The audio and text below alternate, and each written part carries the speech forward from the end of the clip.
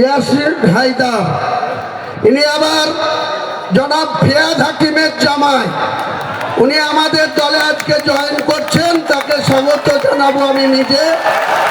জনাব ফিয়াদ হাকিমের বড় জামাই ইয়াসির হায়দার, তাকে আমরা এখনই জয়েন করাবো। তৃণমূল পার্টির পতাকা হাতে তুলে দেবো।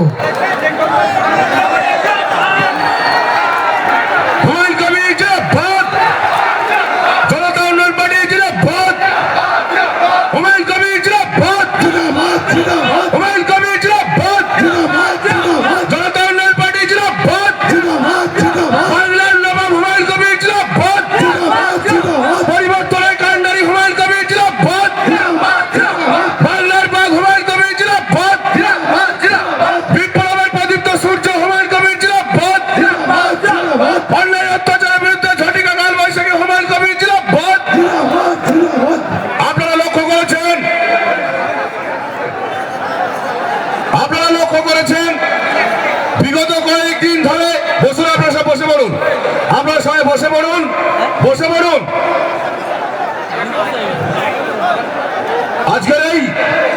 আজকের এই মঞ্চে যার আদর্শে ইয়াসির হায়দার কিছু কথা বলবে আপনাদের।